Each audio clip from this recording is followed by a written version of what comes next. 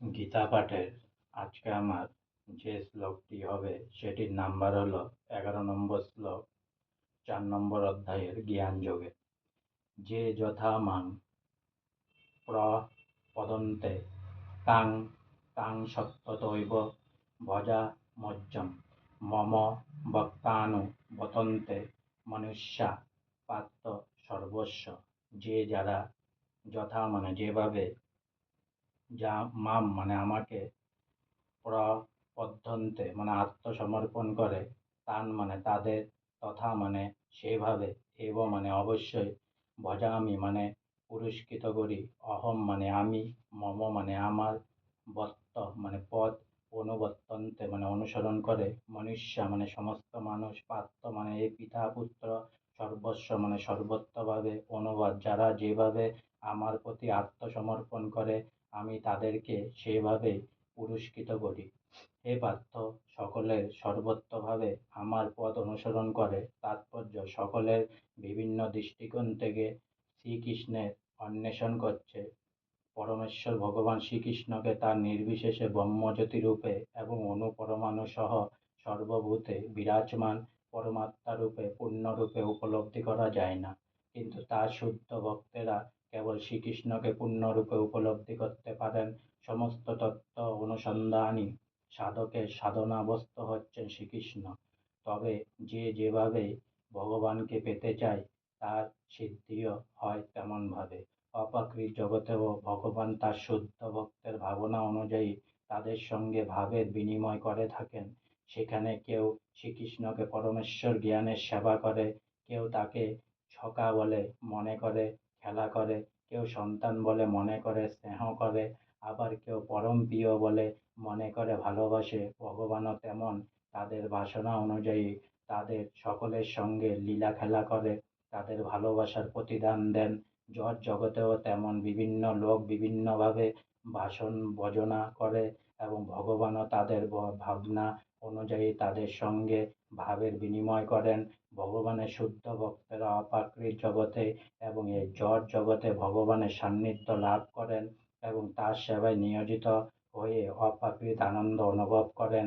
যে সমস্ত নির্বিশেষবাদী তাদের আত্মসত্তাকে বিনাশ করে দিয়ে আধ্যাত্মিক আত্মহত্যা করতে চায়, শ্রীকৃষ্ণ তাদের তার ব্রহ্মজ্যোতিতে আত্মসাৎ করে নেন।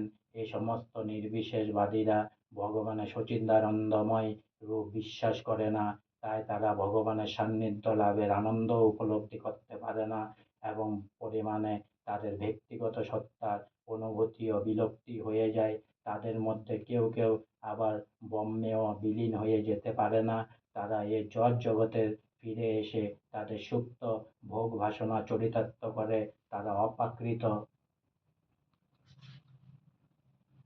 জগতে প্রবেশ করার অনুমতি পায় না, কিন্তু এ জগতে এসে আবার পবিত্র হবার সুযোগ পায়। যারা সকাম কর্মী যোগেশ্বর রূপে ভগবান তাদের যাগযজ্ঞ অনুষ্ঠানের ফল প্রদান করেন এবং যে সমস্ত যোগী সিদ্ধি কামনা করে তিনি তাদের সেই ক্ষমতা প্রদান করেন।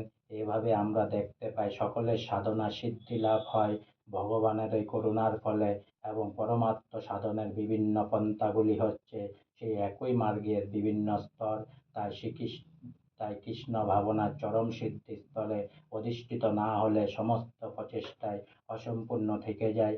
শ্রীমদ্ ভগবতে 2/3/10 এ সম্বন্ধে বলা হয়েছে, অকাম সর্বকাম বা মোক্ষকাম উদারোদি তীব্রেন ভক্তিযোগেন যদেত পুরুষং পরম। সব রকম কামনা রহিত ভক্তই হোক, সব রকম কামনা বিশিষ্ট যাজ্ঞিকই হোক বা মোক্ষ কামী যোগী হোক না কেন, সকলেরই কর্তব্য হচ্ছে ভক্তি যোগের দ্বারা ভগবানের আরাধনা করা। আজকে আমার গীতা পাঠের 4 নম্বর অধ্যায়ের জ্ঞান যোগের 11 নম্বর শ্লোক এখানেই সমাপ্ত হলো। তাই অনেক অনেক সাবস্ক্রাইব করুন, অনেক অনেক লাইক করুন আর সঙ্গে বলুন হরে কৃষ্ণ কৃষ্ণ কৃষ্ণ হরে হরে, হরে রামা রামা রামা হরে হরে। অনেক অনেক ভালো থাকুন, অনেক অনেক সুস্থ থাকুন, অনেক অনেক আনন্দে থাকুন, অনেক অনেক হেল্প করতে থাকুন সবাই সবাইকে নিজের সামর্থ্য অনুযায়ী, আর সবাই সবাইকে উপকার করতে থাকুন। ভালো মানুষ দেখে পারলে উপকার করুন, অপকার কোনোদিনও কারো করবেন না। এই বলে লাস্টে পুনরায় একবার বলুন রাধে রাধে, হরে কৃষ্ণ।